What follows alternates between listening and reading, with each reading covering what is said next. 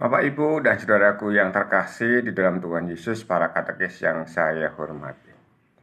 Sharing saya untuk Injil hari ini yang diambil dari Injil Lukas bab 6 ayat 39 sampai 42 sebagai berikut. Dan saya mau membagi renungan atau sharing saya itu ada dua bagian. Bagian yang pertama yang mau kita atau saya aturkan adalah demikian, seperti yang tertulis di dalam Injil Lukas tersebut. Pada suatu ketika Yesus menyampaikan perumpamaan ini kepada murid-muridnya. Ini adalah perumpamaan yang digunakan untuk mengajar supaya lebih mudah untuk bisa diterima oleh murid-muridnya. Sekali lagi bahwa Tuhan Yesus mempunyai banyak murid. Katanya demikian. Mungkinkah seorang buta membimbing orang buta? Bukankah keduanya akan jatuh ke dalam lubang? Ini berkaitan dengan apa? Kalau kita sebagai katekis, kita mesti mempunyai pengetahuan yang banyak, mempunyai iman yang lebih mendalam, mempunyai hidup yang dihidupi oleh iman itu lebih baik. Artinya bahwa kita bisa mengalami Tuhan, mengalami kehidupan gereja Katolik dengan lebih baik. Lalu baru bisa membimbing katekumen, yang notabene adalah orang yang belum tahu. Kalau dikatakan di sini seorang buta membimbing orang buta, kalau kita yang katekis kurang pengetahuan, kurang iman, lalu mengajari kepada katekumen, itu terus hasilnya seperti apa? Kita bisa juga mengajari mereka dengan kesalehan kita. Kalaupun kita tidak mempunyai pengetahuan yang baik, itu mestinya lebih daripada para katekumen. Lebih baik, lebih mengerti, lebih paham. Lalu dikatakan selanjutnya, seorang murid tidak melebihi gurunya, tetapi orang yang sudah tamat pelajarannya akan menjadi sama dengan gurunya. Itulah tahapan-tahapan yang biasa kita lakukan di dalam pengajaran Katolik.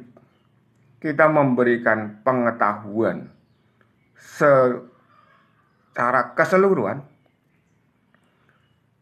semampu kita. Apa yang kita punya itu kita keluarkan semua 100%. Kita juga memberikan kepada para katekumen contoh-contoh kehidupan yang baik, kesalehan kita. Kita juga memberikan kepada para murid contoh, artinya pemahaman iman yang baik kepada para katekumen 100%. Lalu ketika mereka nanti selesai pelajaran, mereka akan menjadi orang-orang yang sudah sama seperti kita.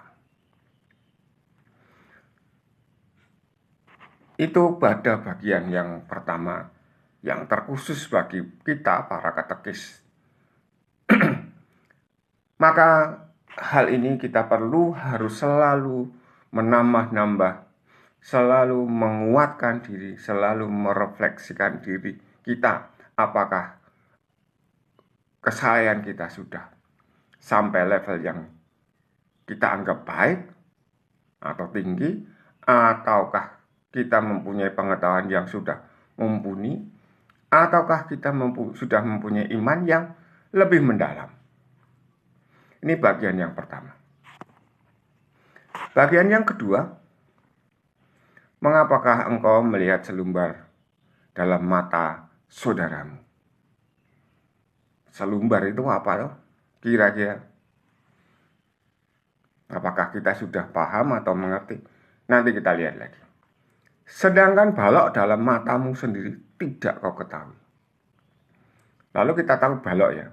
Balok itu dari kayu, tidak mungkin balok dari besi. Nah, balok besi atau balok batu gitu. Tapi ini saya rasa balok kayu ya. Dan selumbar itu adalah bagian dari kayu. Kalau dalam bahasa Jawa disebutkan sebagai tatal. Balok dengan tatal itu bagian kecil dari balok. Katakan saja sebagai tusuk, kecipratan bagian dari kayu lalu masuk ke dalam mata kita. Itu tidak nyocok. Kalaupun nyocok bagaimana? Jadi ketempelan atau kemasukan mata kita, kemasukan bagian dari balok, bagian dari kayu.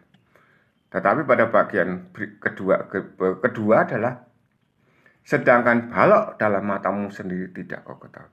Kalau tempel balok tok gitu di sini atau di sini, lalu apakah kita masih bisa melihat? Tidak. Kalau kita kemasukan sesuatu seperti tadi yang selumbar tadi, kita tetap masih bisa melihat meskipun drojos-drojos air matanya. Saudaraku, kita lanjutkan.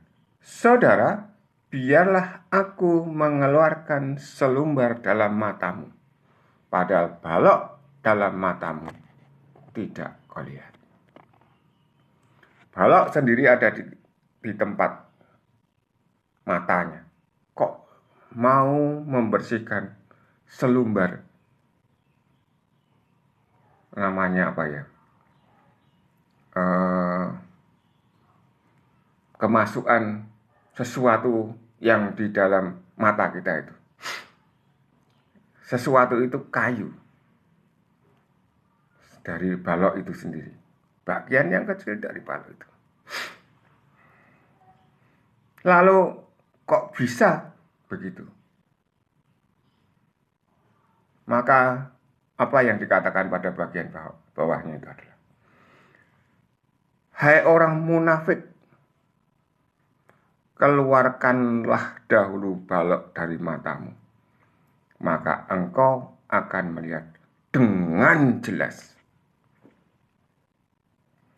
Balok yang besar yang masuk ke dalam mata, ya ora iso jane. Tidak mungkin ya balok masuk dalam mata begini. Tapi minimal itu karena perumpamaannya. Ya, nutup semua. Ambil dulu, baru kita bisa mengambil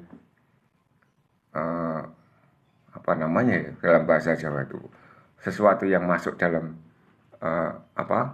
mata itu. Itu yang penting. Lalu maka engkau akan melihat dengan jelas untuk mengeluarkan selumbar itu dari mata saudara. Mari kita perhatikan diri kita.